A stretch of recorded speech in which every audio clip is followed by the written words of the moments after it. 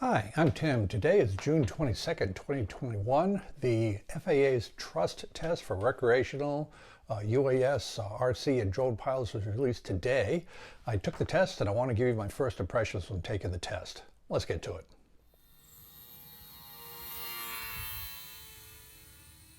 So as I mentioned in the introduction, today is June 22nd, 2021, and the FAA has released its Trust Test, which Trust stands for the Recreational UAS Safety Test. I took the test today on the AMA website, and I want to give you my first impressions of it. Normally, I would like to show you the completion certificate that you get at the completion of the test. I was approximately 90% through the test, doing fine, had not missed a question. The website crashed.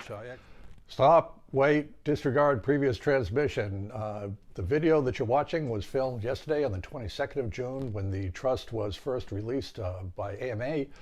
I didn't get it to work because of computer issues. The next day, June 23rd, I took the test on my smartphone because I knew a lot of the questions. I literally completed everything in 13 minutes. It was done. I have the certificate. I'll put it up here just to show you what it looks like. What'll happen is when you're done taking the test, they ask you to fill in your name. That is requirement to allow you to get the certificate. So what'll happen is if law enforcement ever stops you, they want to see two things: your certificate that you've taken this training and your registration from the FAA. Those are the two things. So you can have it on electronic format. I'll go ahead and print this out, put it in my field box. But I took the test, I passed it. It was a super easy test. I didn't miss a single question. And I did it on my smartphone, iPhone 12. It worked out great. So on with the video. I do have some notes. I'll be referring to these from time to time. I want to give you the first impressions of me for the hour that I spent going through the learning materials and the test.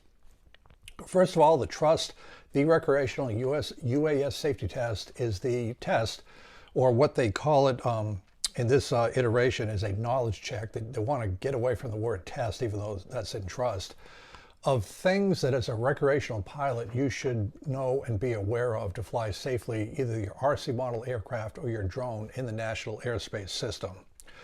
And so as a result, it has some information. It's more of a learning experience. There are modules where it goes through literally a classroom section of airspace, keeping sight of your model, things of that nature, and then a series of maybe 8 or 10 questions. I'd like to tell you what happens if you get a question wrong, but I never got a question wrong because they were pretty good questions to follow on the teaching material. If you do get one wrong, I'm sure that it will just take you through a little review of what you missed until you eventually get it right, what we used to call correctable to 100%. So what I did was I took a few screen captures of some of the slides from the AMA website. Remember, the FAA requires this test as part of its requirements in the 2018 FAA Reauthorization Act. All recreational radio control pilots, Sunday flyers at the field, drone operators have to take a knowledge test to be a recreational flyer. I'll get into more details, the timing and all of that in a future video. I just want to give you what's going to happen when you take the test. So the first slide I'll show you is what I call a splash page. It's just the login site for the AMA website that gives an overview of the test, what to expect, and how to start the test. The link for this will be in the description.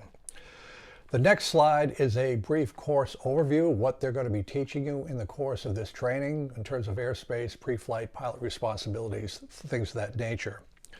The third one is understanding requirements for unmanned aircraft system small flyers, things that you just should be responsible for. The concept of a pilot in command, you're responsible for anything your model does. The fact that you should not be flying above 400 feet without specific permission of the FAA. The bedrock principle of safety from the FAA, which is see and avoid. In other words, if you're flying your drone or RC model aircraft, anytime you see another manned aircraft, it's up to you to avoid it because the chances of them seeing your drone are about 0. And finally, I learned something on this. I pay pretty close attention to aviation, being a certified flight instructor, commercial airline pilot, Part 107 for drones, but I saw an unmanned aircraft system facility map. I didn't know that existed. It's a map of the entire country put out by the FAA showing reasonable airspace altitude limits where you could get permission from the FAA to fly in controlled airspace. So I think that's the thing we should take away from this trust testing. There are things being developed constantly to help us safely fly our RC model aircraft and drones in the National Airspace System. This could be applications on smartphones, it could be new maps, new products, and there will be a continuing education process for us model flyers, just like there are for full-scale pilots. That's a very common thing that happens. And by the way, this test, as I mentioned before, I want to reemphasize, the FAA is not giving the test. The FAA is partnering with industry, in this case the Academy of Model Aeronautics. Other partners could be colleges, aeronautical schools, to make sure the maximum number of people get this test and have the knowledge needed to safely fly their drones. So those are just some examples of the 4 pages. I'm not going to discuss any specific questions. I don't think that would be fair. You can see those on the test, but I want to give kind of an overview of some things that will be discussed. Remember, everything is taught and then they ask questions on it. So things that will be, the first thing of course is airspace and restrictions. The takeaway from that is you should be aware there's such a thing as a controlled airspace, uncontrolled airspace. You can fly pretty much wherever you want in uncontrolled airspace up to 400 feet.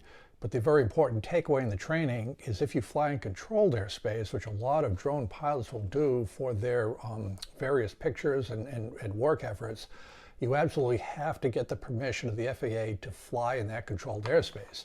They tell you how to do that with a LANC system, which is an app on your smartphone. There's a lot of fairly innovative ways to do that, but you need to know to ask for that, hence it's part of the training. They tell you to fly in controlled airspace, you have to use these apps. Don't call the FAA control tower. It's not their job to give you permission for controlled airspace. Again, just training for people that may have gotten a drone for a Christmas present and don't know these things, so it's useful on that. I mentioned the UAS facility map. That's a great resource for people that want to fly above 400 feet in controlled airspace. At least you know the chances of getting that approved. And there's about 25 minutes of this introduction until it goes into a series of questions. The questions are very straightforward and things that you probably should know to fly a drone. As I mentioned before, you need permission to fly in controlled airspace. One thing that jumped out at me is a concept of a TFR, which is a temporary flight restriction. A temporary flight restriction is usually associated with presidential movements. So the President of the United States goes somewhere. I'm from the Atlanta area. The President does fly into Atlanta from time to time. When Air Force One is in Atlanta, the President is out having his meetings. There is a 30-mile TFR from the ground up to at least 10,000 feet. Don't quote me on that. We don't fly that high. And it's temporary. It could be for just a day and a half, 2 days. You could have a TFR for a major sporting event like a Super Bowl. The reason I want to emphasize the TFR as part of our education, they're not there from day to day. They can pop up out of nowhere depending where the president or this event is. And the consequences for violating a TFR, whether you're a full-scale pilot or an RC model, are severe. This is the Secret Service protecting the president. You're going to be guilty until proven innocent. It's a very bad situation you don't want to be in. So again, the training alerts you to that. And the reason the TFR is important, even for myself, I don't fly drones, I fly radar control model aircraft at my club field. I don't spend too much time thinking about things about TFRs, but it could happen depending where the president is. Our club officers are pretty good about notifying us with an email. It's just things we need to be aware of as radar control model pilots. Other things that are discussed in your training is you've got to keep sight of your model. Now, if you're using a first-person view, you can have a spotter next to you, but you have to keep sight of the model. If somebody's flying a model the first-person view and they're out of the line of sight, you can say, well, I'm out of line of sight. Just be aware that when that happens as a recreational flyer, you are violating a regulation from the FAA, just so you're aware of that.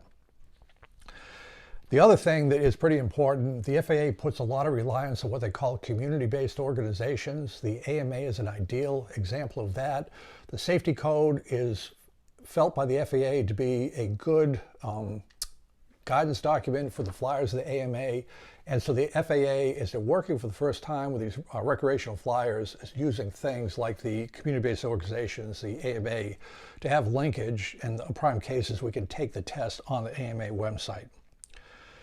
And the final thing, I just want to mention it one more time, is see and avoid. if you're flying your radio control model aircraft, you see another airplane, get out of the way of that airplane, that they can't see you. So what will happen is the questions are very straightforward. It'll say that you have to keep sight of your drone at all times, your RC model aircraft. The question will be is, when can you lose sight of your drone? The answer would be never for something like that. They're very straightforward questions. Each question is scored the minute you take it with a little green star if you're good. You just click next, you go to the next series of questions. There could be some instruction material, some more questions. It's a very logical flow of events. To preserve the privacy of people that are taking the test, they don't know who you are. You don't log in. There's no identifying information whatsoever. As a reminder, as mandated by law, this test is free. It does not cost anything. When you get your digital certificate saying that you completed the training, you have to print it out, keep an electronic image. You just have to have it with you if somebody asks to see your certificate. The question always comes up, well, what's the FAA going to do to check up on us to see if we've completed this training? The short answer is I don't know. This will evolve over time. What I do know from my 40 plus years working with the FAA for flying is the FAA is concerned about safety, and they will do what they feel they need to do to ensure safe operations. The FAA is extremely busy doing the business of the FAA, everything from certifying Boeing 777X airliners to unmanned recreational flyers flying RC model airplanes. What oftentimes happens is if there's an accident, an airplane crashes, with full-scale aviation, I'll give you an example. An airplane lands on a taxiway. The FAA's inspector is right there. He sees the airplane landing on a taxiway. Clearly a violation. You did not land on the runway. The FAA inspector is empowered to come to you and do what they call a ramp check. They'll ask to see your license, medical, and take whatever action further they need to do this. Or when you're flying full scale, the dreaded call from tower, please be prepared to copy down a telephone number. You copy down the number, you're expected to call the controller afterwards because there's something that happened that shouldn't have happened. My guess is this is going to be similar to what's going to happen with the drones and RC models. Somebody, I'll just give a crazy example here, flew well beyond the line of sight. The batteries failed at that particular time. The drone fell out of the sky, landed in a parking lot, maybe came very close to hitting a car or somebody in a parking lot. So they have the drone. They'll eventually find out, theoretically, your registration number should be on the drone, who did that, and they'll come ask you, how did you maintain visual sight for this drone? Where were you? And then determine what action is going to be taken at that point. My sense from watching various YouTube videos, the FAA is still in a collaborative working with you to try to learn from this as opposed to causing a lot of difficulties. But this training is the first step because for the first time the FAA can say you were trained, you knew not to keep visual line of sight. Please don't have that happen again. So the test is a very easy test. And again, it's not really a test. It's more of a knowledge check. It's a logical sequence with next. You just load it up, you read it, just short bits of information, click on the multiple choice test. Nothing has to be filled in. And I think it's a good thing. I think we should be educated as more and more people enter the national airspace system, whether you're flying RC models at your club or drones going out and about with other areas. I think this is a good thing, and it will continue to evolve over time as new capabilities are added for apps and all that stuff.